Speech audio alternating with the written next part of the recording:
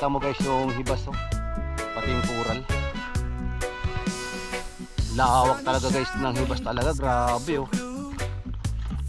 Oh, grabe. Bukas. Kasi pangatlo pang araw pa lang ngayon eh. Pangatlo pa lang. Kita mo guys yung ano, mga bato, oh. Malalaki hanggang doon sa may ano, Paguriran. Ganito kaganda at kalawak dito sa amin, dito sa lugar ng Sawanga. Ito ay sakop ng Bacong Sorsogon.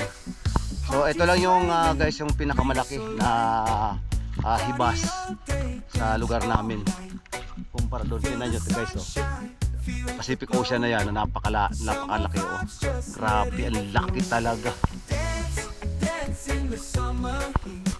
Ibang klase.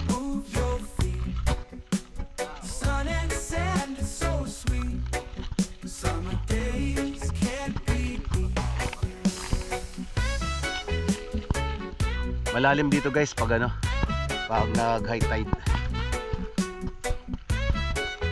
Ito mga tinatapakan natin guys, alam nyo ba kung ano to? Tahong yan, oh, yun, oh. Mga tahong, mga native na tahong.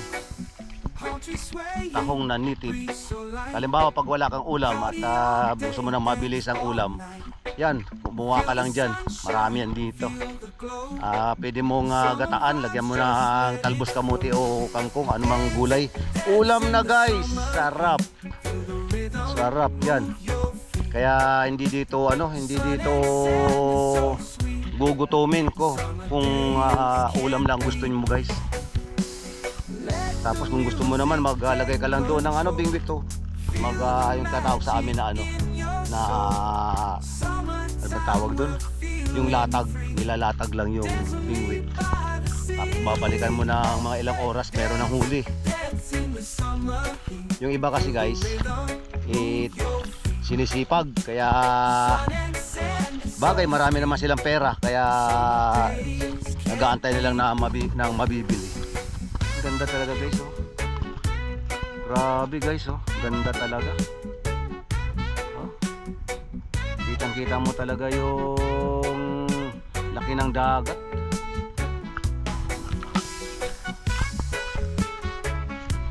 Tara, doon tayo dumaan.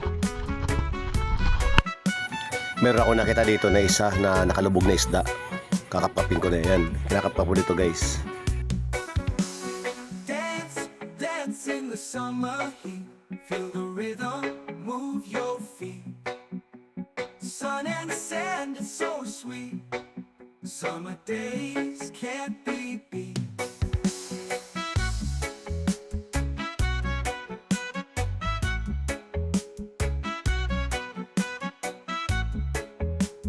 Few moments later. 20 guys, 20, uwi na. Uwi na kami. Ang inaantay ko lang guys, yung lobster lang, saka yung mga iba-ibang klaseng isda pa, yung malalaki. Yung nahuli ko malilit lang guys, pang ano lang yung pampaksiw. Masarap kasi guys na yung maliliit kasi ano, manamis-namis yung sabaw.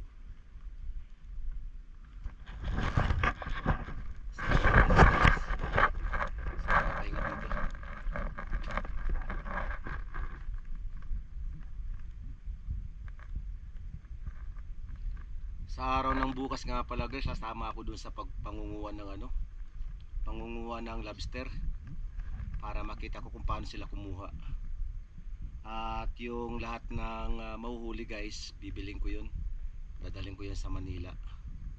Sana marami, pati isda. Saka naghanap din ako guys ng ano, sana dito yung mga duma na tinatawag, yung kamote, balanghoy, saba, yun, gusto ko sana dito na makakuha para makapagdala man lamang sa Banawe, sa Manila. Kaso wala dito eh, wala na nagtatanim dito guys sa amin. Grabe, nakakapanibago yung mga tao dito sa amin guys, hindi na sila nagtatanim. Ay, umasa na lang sila guys sa tinapay, almusal, tinapay, merienda, tinapay. Ganun na lang ang buhay dito sa baryo namin, nagbago na talaga. Talagang sorry sa sasabihin ko, tinamad talaga yung mga tao dito magtanim ng mga ano, mga duma. Ay, So sana ibalik ninyo guys yung mga kasipagan ninyo sa sa pagtatanim ng mga duma, kasi yan alternative yan guys sa mga sa mga kinakain na mga tinapay. Saka hindi ka na magagastos. Bibili ka ng tinapay, gastos pa. Kung may duma ka, di ka duma lang kainin mo. Ganda pa, sarap pa. Ay nako, mga taga Sawanga. Hanggang dito lang guys.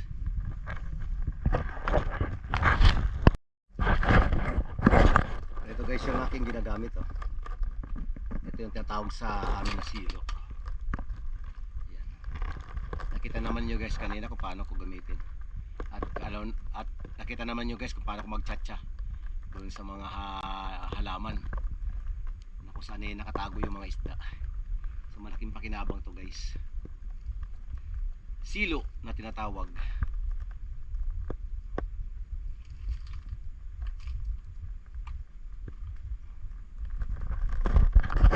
A few minutes later. Wala, mayroon namimingwit.